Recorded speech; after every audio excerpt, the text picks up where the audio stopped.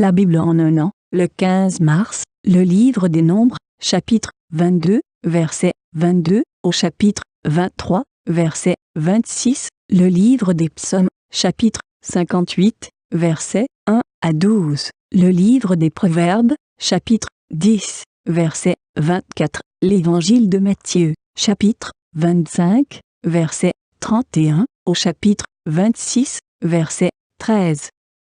Nombres, chapitre 22. La colère de Dieu s'enflamma, parce qu'il était parti. Et l'ange de l'Éternel se plaça sur le chemin pour lui résister.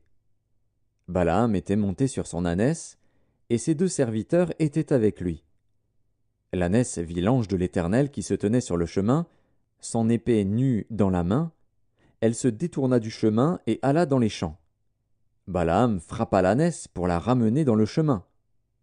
L'ange de l'Éternel se plaça dans un sentier entre les vignes. Il y avait un mur de chaque côté. L'ânesse vit l'ange de l'Éternel. Elle se serra contre le mur et pressa le pied de Balaam contre le mur. Balaam la frappa de nouveau. L'ange de l'Éternel passa plus loin et se plaça dans un lieu où il n'y avait point d'espace pour se détourner à droite ou à gauche. L'ânesse vit l'ange de l'Éternel et elle s'abattit sous Balaam. La colère de Balaam s'enflamma, et il frappa l'ânesse avec un bâton. L'Éternel ouvrit la bouche de l'ânesse, et elle dit à Balaam : « Que t'ai-je fait pour que tu m'aies frappé déjà 3 fois ?»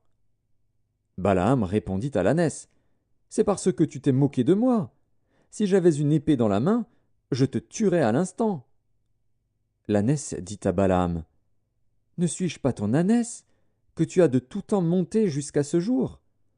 Ai-je l'habitude de te faire ainsi ? » Et il répondit : « Non. » L'Éternel ouvrit les yeux de Balaam, et Balaam vit l'ange de l'Éternel qui se tenait sur le chemin, son épée nue dans la main. Et il s'inclina et se prosterna sur son visage. L'ange de l'Éternel lui dit : « Pourquoi as-tu frappé ton ânesse déjà 3 fois ? Voici, je suis sorti pour te résister, car c'est un chemin de perdition qui est devant moi. L'ânesse m'a vu, et elle s'est détournée devant moi déjà 3 fois. Si elle ne fût pas détournée de moi, je t'aurais même tué, et je lui aurais laissé la vie. » Balaam dit à l'ange de l'Éternel : « J'ai péché, car je ne savais pas que tu te fusses placé au-devant de moi sur le chemin. Et maintenant, si tu me désapprouves, je m'en retournerai. » L'ange de l'Éternel dit à Balaam : « Va avec ces hommes, mais tu ne feras que répéter les paroles que je te dirai. » Et Balaam alla avec les chefs de Balak. Balak apprit que Balaam arrivait, et il sortit à sa rencontre jusqu'à la ville de Moab, qui est sur la limite de l'Arnon, à l'extrême frontière. Balak dit à Balaam : « N'ai-je pas envoyé auprès de toi pour t'appeler ? Pourquoi n'es-tu pas venu vers moi ? Ne puis-je donc pas te traiter avec honneur ? » Balaam dit à Balak : « Voici, je suis venu vers toi. Maintenant, me sera-t-il permis de dire quoi que ce soit ? Je dirai les paroles que Dieu mettra dans ma bouche. » Balaam alla avec Balak, et ils arrivèrent à Kirjath-Hutzot. Balak sacrifia des bœufs et des brebis, et il en envoya à Balaam et aux chefs qui étaient avec lui. Le matin, Balak prit Balaam et le fit monter à Bamoth-Baal, d'où Balaam vit une partie du peuple. Nombres, chapitre 23.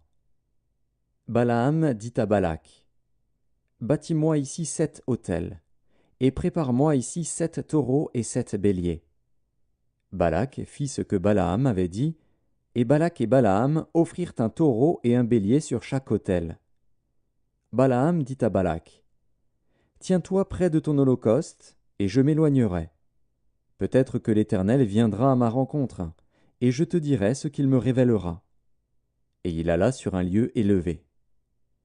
Dieu vint au-devant de Balaam, et Balaam lui dit : « J'ai dressé 7 autels, et j'ai offert un taureau et un bélier sur chaque autel. » L'Éternel mit des paroles dans la bouche de Balaam, et dit : « Retourne vers Balak, et tu parleras ainsi. » Il retourna vers lui. Et voici, Balak se tenait près de son holocauste, lui et tous les chefs de Moab. Balaam prononça son oracle et dit : Balak m'a fait descendre d'Aram, le roi de Moab m'a fait descendre des montagnes de l'Orient. Viens, maudis-moi, Jacob. Viens, sois irrité contre Israël. Comment maudirais-je celui que Dieu n'a point maudit?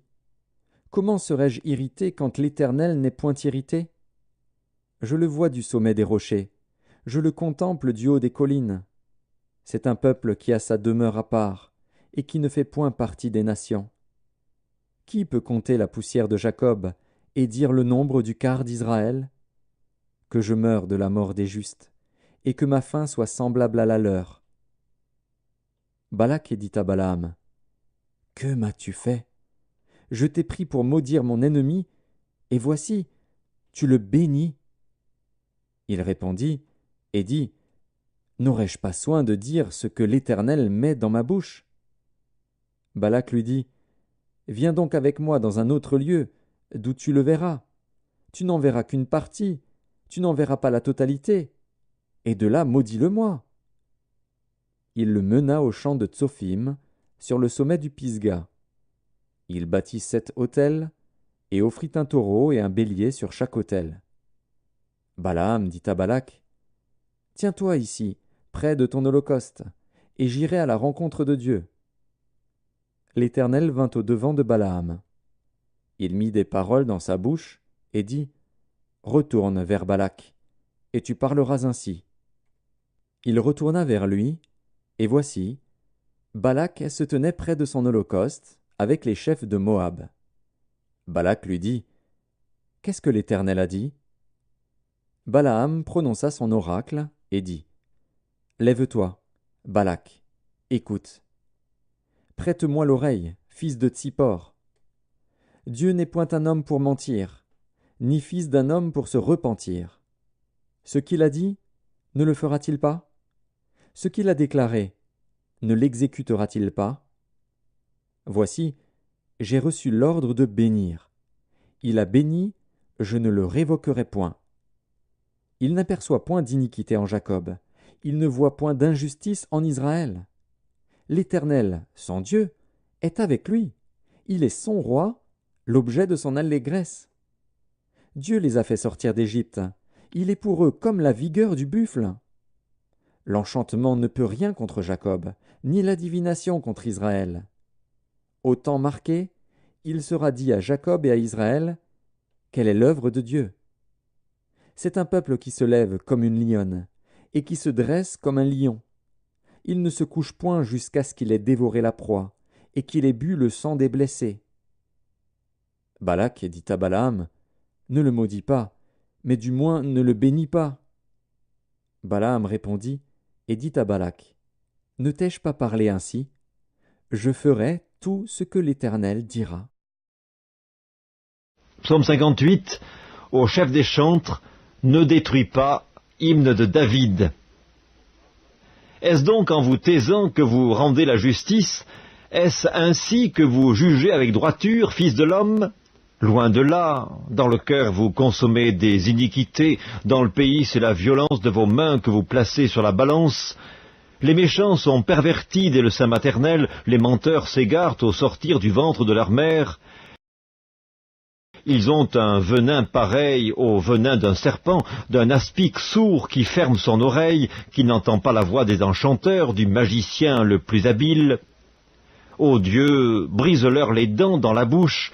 Éternel, arrache les mâchoires des lionceaux, qu'ils se dissipent comme des eaux qui s'écoulent, qu'ils ne lancent que des traits émoussés, qu'ils périssent en se fondant comme un limaçon, sans voir le soleil, comme l'avorton d'une femme.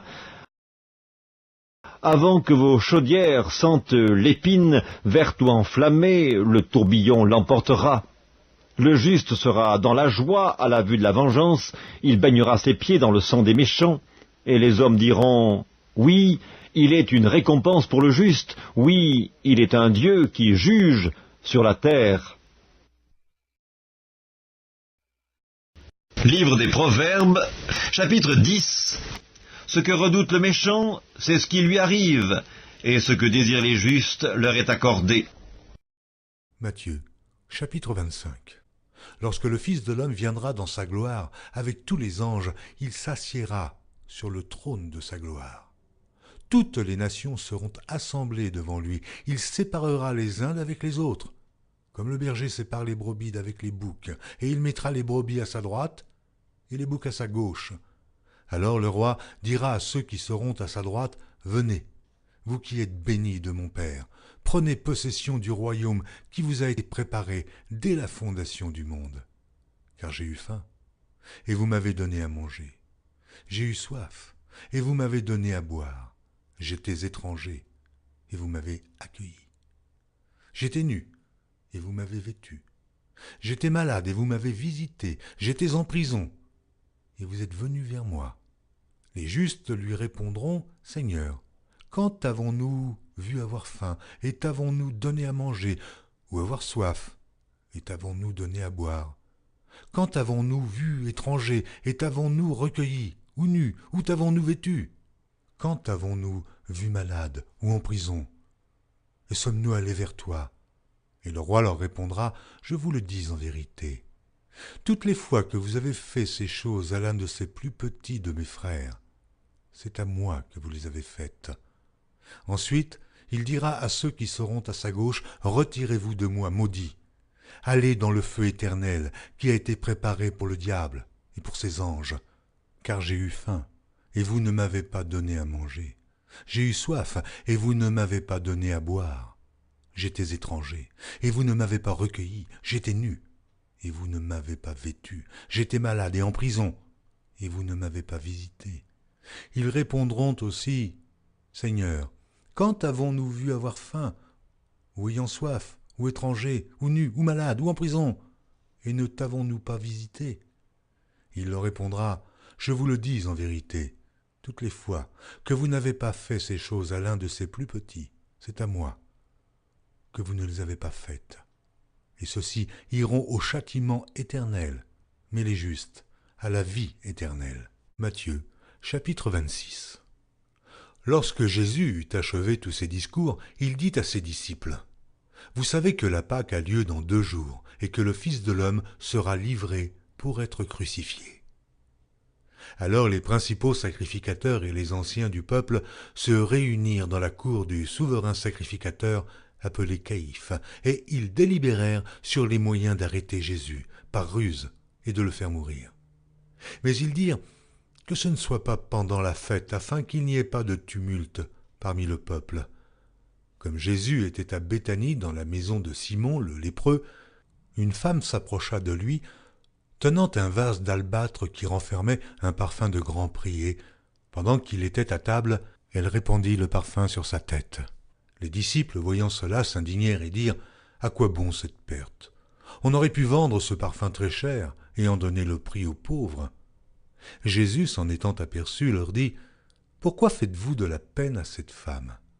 Elle a fait une bonne action à mon égard, car vous avez toujours des pauvres avec vous, mais vous ne m'avez pas toujours. En répandant ce parfum sur mon corps, elle l'a fait pour ma sépulture. Je vous le dis en vérité, partout où cette bonne nouvelle sera prêchée dans le monde entier, on racontera aussi en mémoire de cette femme ce qu'elle a fait.